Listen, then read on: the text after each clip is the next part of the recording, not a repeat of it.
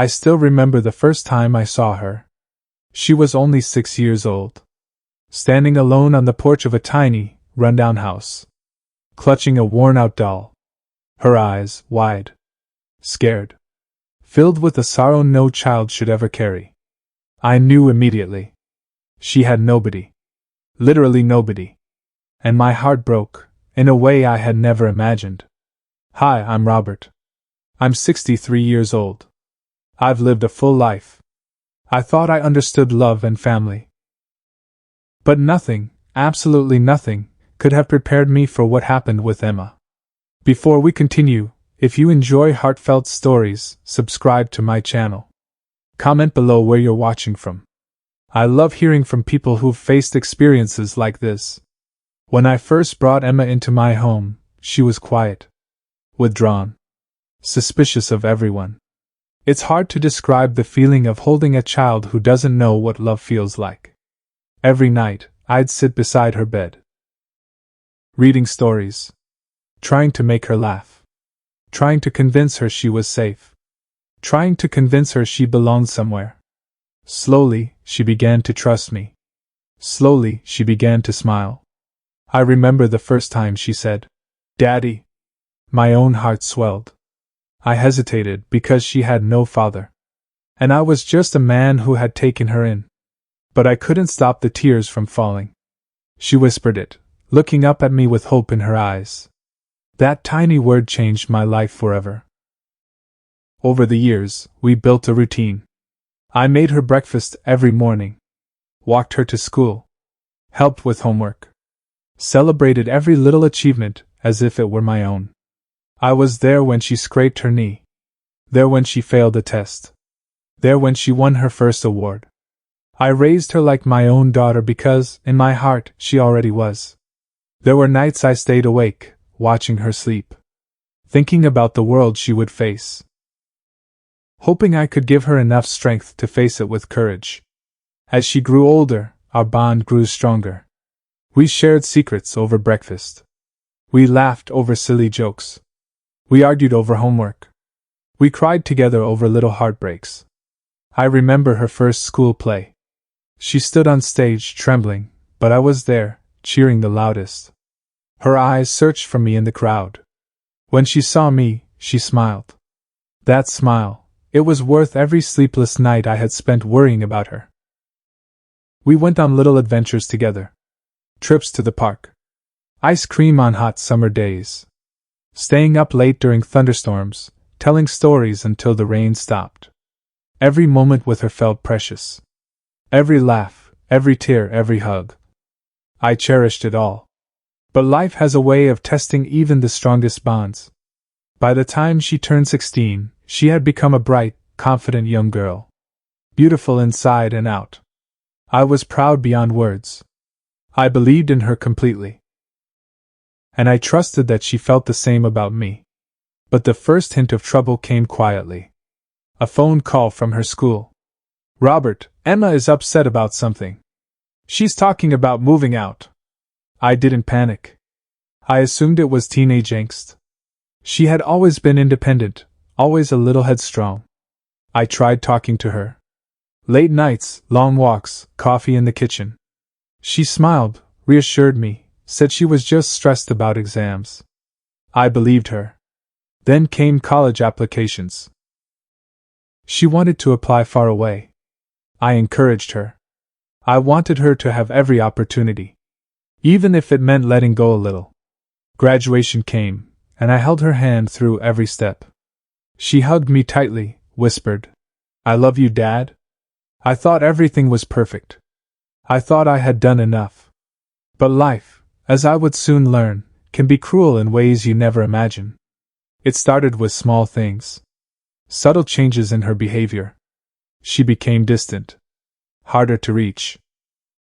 Sometimes she would snap over the smallest disagreements. I chalked it up to growing up, to independence, to her desire to find herself. Yet there were nights when she would look at me silently. And I could see confusion, doubt, and something else.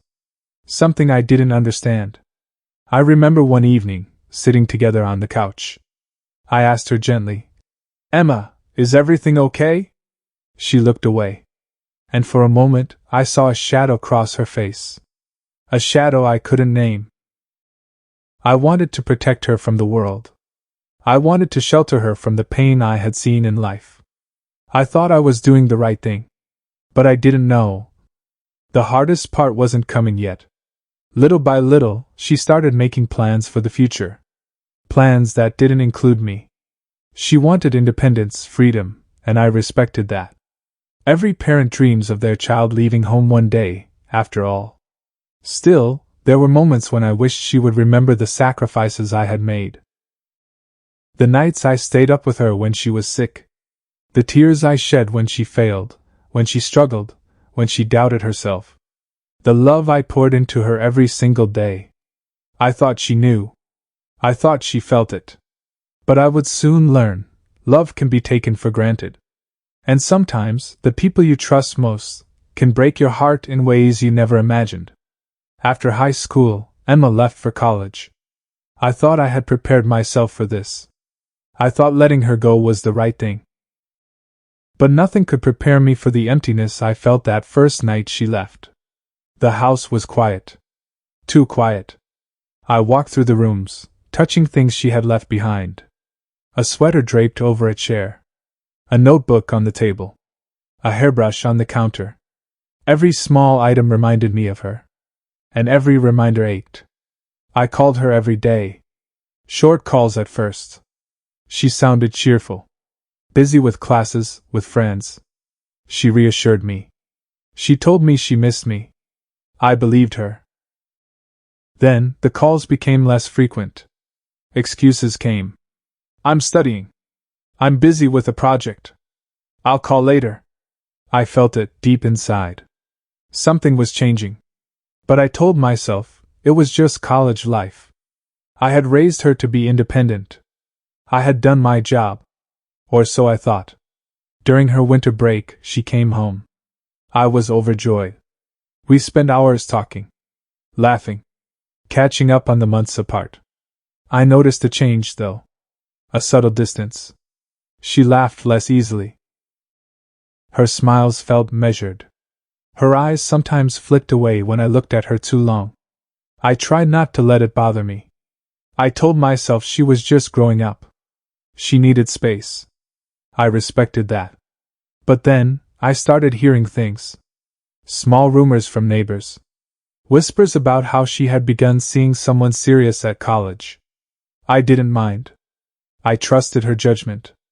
I always had. Then came the first legal notice. I was shocked. Confused. The paper was official, stamped with the county court's seal. It stated that Emma was challenging some family trust matters. At first, I thought it was a mistake. I called my lawyer.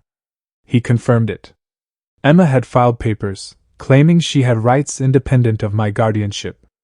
I felt a knot in my stomach. It was unexpected. Painful. Heartbreaking. I decided to approach her directly.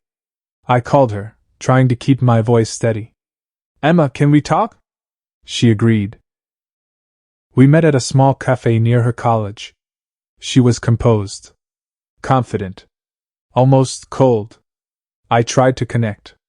Emma, why are you doing this? We've been through everything together. I've raised you, loved you, guided you. Why does it have to be like this? She looked at me with a neutral expression.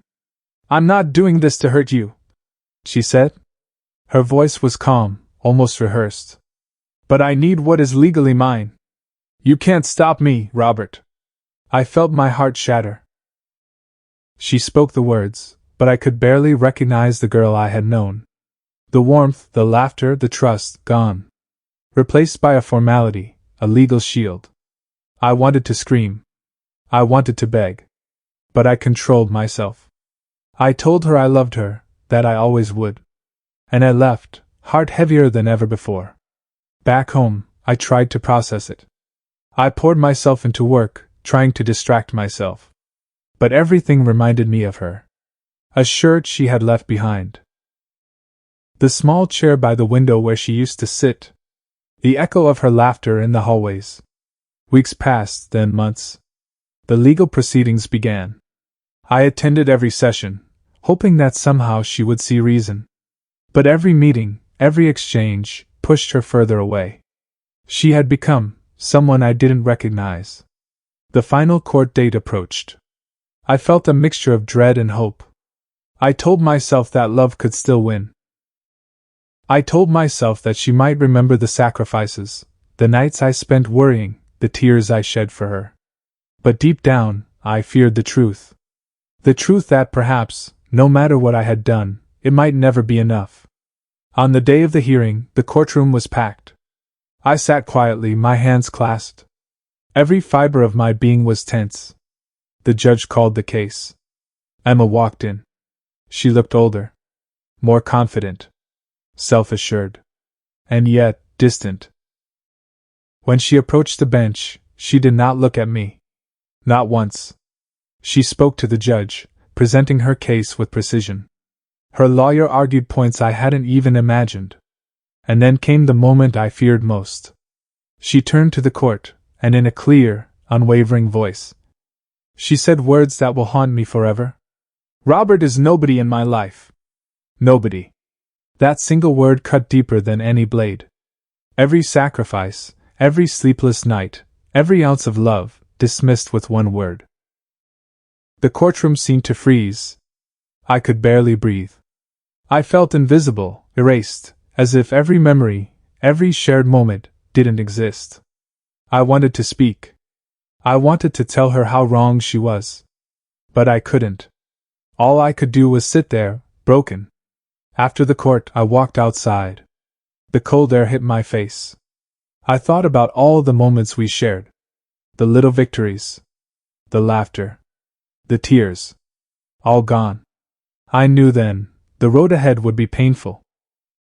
I didn't know how to rebuild what had been shattered. I didn't know if it could ever be mended. And yet, despite it all, I loved her. Still. Unconditionally. After that courtroom day, I didn't know how to face her anymore. Every morning felt heavier. The house seemed emptier than ever. Even the sun outside felt dull. I tried calling her. Sending messages. Letters. She didn't respond. Not a word. Not a single acknowledgement of all we had shared. I visited her apartment once. Hoping to talk. Hoping to explain. She opened the door. But her expression was cold. She didn't smile. She didn't hug me. She barely spoke. I'm busy, Robert, she said. Her voice clipped. Polite but distant. And then she closed the door. I stood there for a long time, watching her disappear behind that door. My heart shattered into pieces I didn't think could be put back together. I went home that evening. Sat in her old room. Everything was just as she had left it. Her posters, her books, her little desk. All reminders of the girl who had trusted me. The girl who had called me Daddy. I remembered her first day of school. Her trembling hands. Her frightened eyes. How I had promised to protect her. How I had loved her with everything I had. And now, she had rejected me. Declared me nobody. I couldn't eat. I couldn't sleep. Every day felt like walking through a fog. A fog of betrayal and loss. Then came the letters from her lawyer. Formal. Cold. Demanding documents, signatures, statements. Each one a reminder that this wasn't just a misunderstanding. This was legal. And she was serious. I reached out to my friends for advice. Some said, let it go. She's an adult. Some said, fight back. Show her who you are. I didn't know what to do. All I knew was love. And that love seemed useless in the face of law. Weeks passed. And then one evening, I got a call from her. Her voice was different. Soft. Hesitant. I need to talk, she said. I rushed to meet her. Heart pounding. Hoping this would be a turning point. We sat in a small park. The kind we used to visit when she was little. She looked around, as if seeing it for the first time.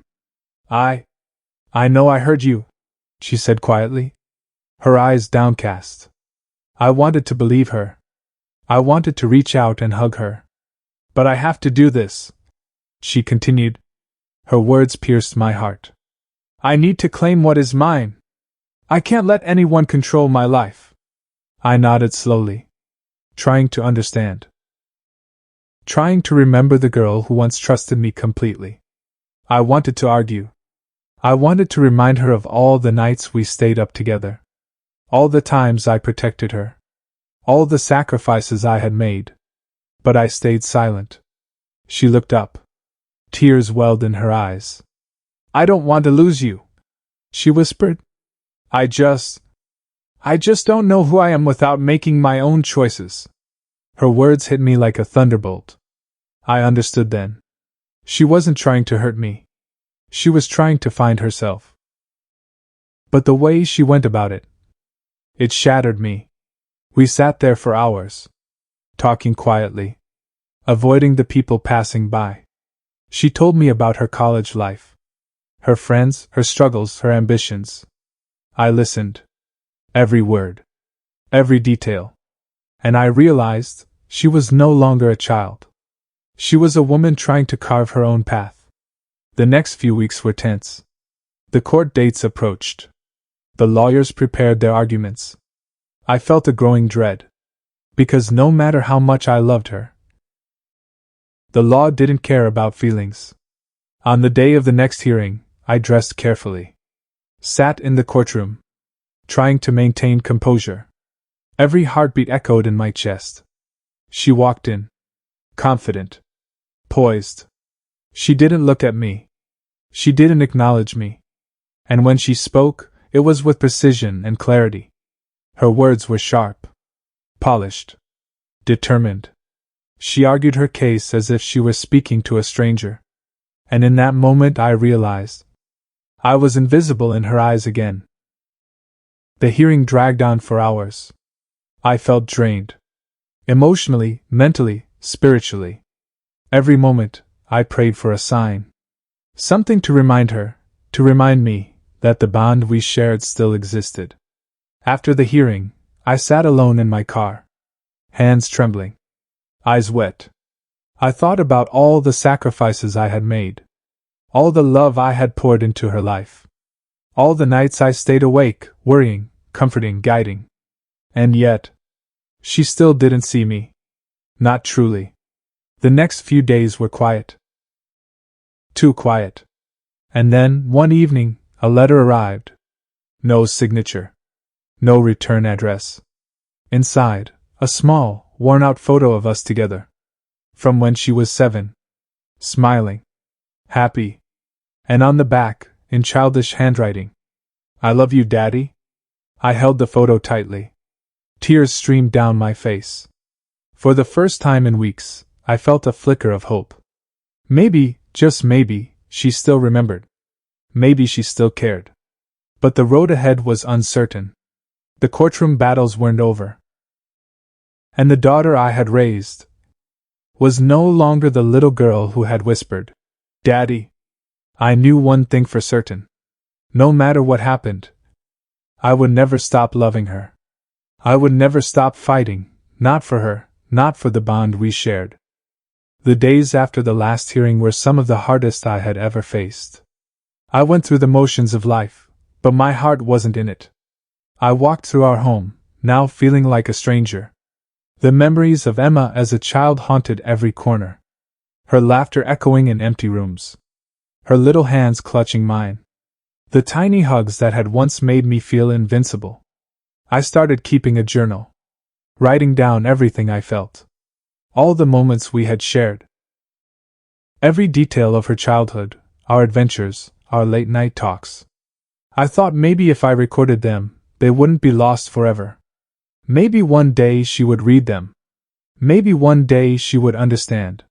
One evening, I found myself looking at her old bedroom door. The one she had left open when she went to college.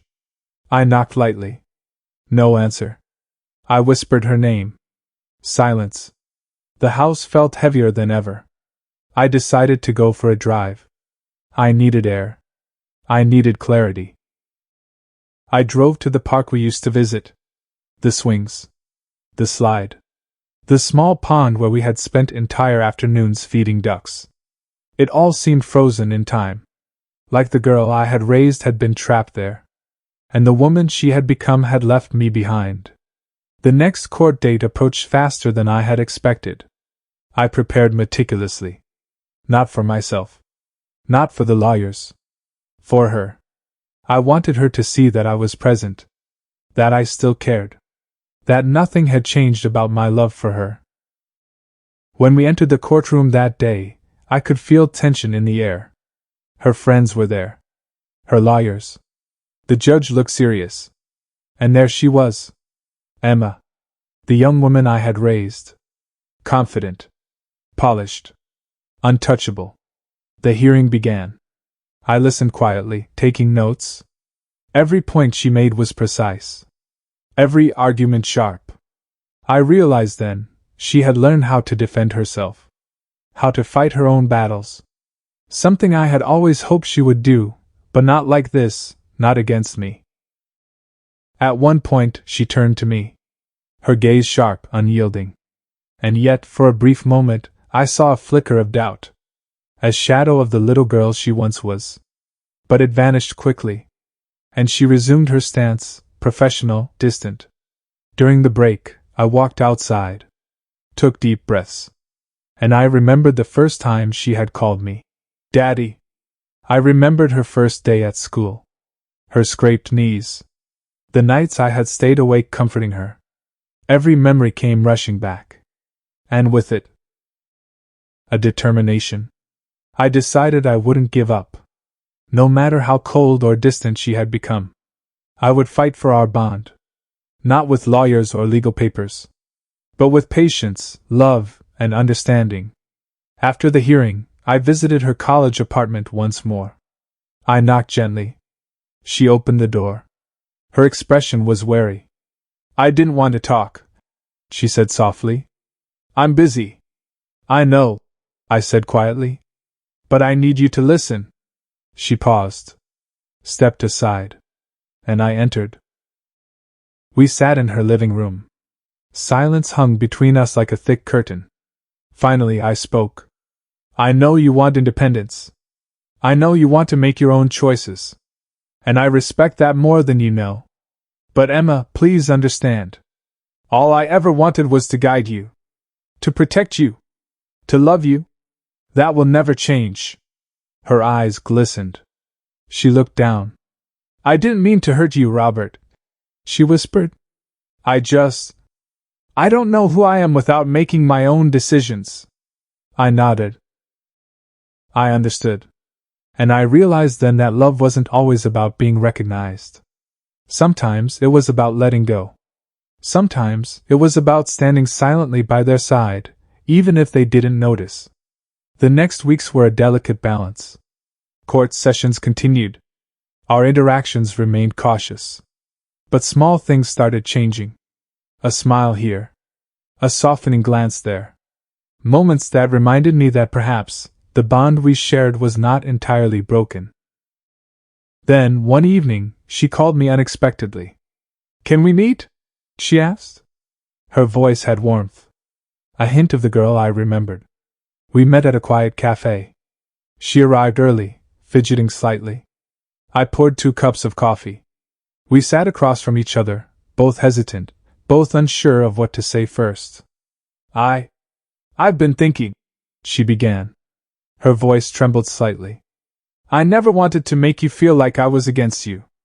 I wanted to find my own path. I nodded. I understand, Emma. I know you need to live your life. But know this, nothing you do will ever change my love for you. I will always be here. Even if you call me nobody. She looked up at me. Tears forming in her eyes. I'm sorry, she whispered. I truly am. In that moment, something shifted. I could see the little girl I had raised. The one who had trusted me completely. The one who had whispered, Daddy, for the first time so many years ago. We spent hours talking that day. Laughing softly. recalling memories, sharing our fears, our dreams, our regrets. It was a small step, but it was a start. And sometimes, a start is all you need. As I walked home that evening, I felt a glimmer of hope. Perhaps the battle was far from over. But love, real love, had the power to endure. Even through heartbreak. Even through betrayal. Even when called nobody in the eyes of the one you raised. The weeks after our conversation at the cafe were filled with cautious steps. Emma and I exchanged messages more often. Short notes. Simple updates. Small gestures that reminded me she still cared. But the court proceedings were not over. The final day approached. The day when everything we had endured would come to a head. I sat in the courtroom, hands clasped tightly. My heart raced with a mix of dread and hope. Every heartbeat reminded me of the years I had poured into her life. Every sacrifice. Every sleepless night. Every hug, every tear, every laugh we shared. Emma walked in, calm, poised. She glanced at me briefly. A flicker of recognition in her eyes. I held my breath. The hearing began. Her lawyer presented arguments with precision. My lawyer countered with patience and facts. But beneath the legal language, beneath the paperwork and contracts, there was something far more important at stake. Our bond. Our love. At one point, the judge looked at both of us. And in a moment of unexpected clarity I spoke. Not with anger. Not with bitterness. But with truth. Your Honor, all I ever wanted was to raise Emma with love. To guide her. To protect her. And to love her unconditionally. I have done my best, and I always will. But I ask you not to focus on legalities alone. Please consider the heart behind the actions. The sacrifices. The love. The courtroom was silent. I could feel Emma's eyes on me. Her lips parted slightly. And in that moment I saw the little girl I had raised. The one who had whispered, "Daddy," so many years ago. When it was her turn, she spoke softly. Not with the same cold precision as before. Not with the armor she had built around herself. I understand now," she said quietly. Her eyes glistened. "I see everything you did for me. All the love, the guidance, the care. I was blind before. I let pride and independence cloud my heart. But I never stopped loving you. I didn't know how to show it." Tears filled my eyes. I wanted to run to her, to hold her, to tell her it was okay. All the years of fear, doubt, and heartbreak melted away in that moment. The judge looked at us both. There was a long pause. And then, finally, a word of resolution. The court recognized the bond we shared. Emma's rights were acknowledged, but so was the relationship we had built. It wasn't a victory in the traditional sense. It was something far more valuable. A reconciliation. After the hearing, Emma and I walked outside together. The sun was setting, casting golden light over the city. We didn't speak much. We didn't need to. Sometimes silence says more than words. Eventually she took my hand. A simple gesture, yet filled with meaning. "I'm sorry for calling you nobody," she whispered, her voice trembling slightly. "I was angry, confused, and I didn't understand. But I do now. I love you, Dad." I pulled her close, hugged her tightly. And for the first time in a long while, everything felt right. We spent the evening walking through the park, revisiting old memories, laughing softly, recalling our adventures, our secrets, our late-night talks. It felt like coming home. Over the next weeks, we rebuilt our relationship. Step by step. Moment by moment. It wasn't instant. It wasn't easy. But it was real. Emma began opening up more. Sharing her life, her struggles, her ambitions. And I listened. Every word. Every detail. I realized then that parenting doesn't end with raising a child. It continues, even as they grow into adults. Even when they challenge you. even when they call you nobody. And I forgave her. Because love, true love, is unconditional. It doesn't keep score. It doesn't demand recognition. It simply endures. Years later, I look back on that period of our lives with a mixture of pain and gratitude. Pain for the heartbreak, the betrayal, the lonely nights. Gratitude for the love that endured, the bond that was never truly broken, and the lessons learned. Emma and I now share a relationship deeper than I could have imagined. One built on understanding, trust, and respect. And whenever I see her smile, I remember the little girl who first whispered, "Daddy." The little girl who needed me, who trusted me, who loved me. And I know, nothing can ever take that away. Life is complicated. Family is complicated. Love is complicated. But the bonds we nurture, the ones we fight for, they are the ones that last forever. And though she once called me nobody in court, I now know I will always be somebody in her heart. Somebody she can trust. Somebody she can love. Somebody who raised her like his own daughter. And always will.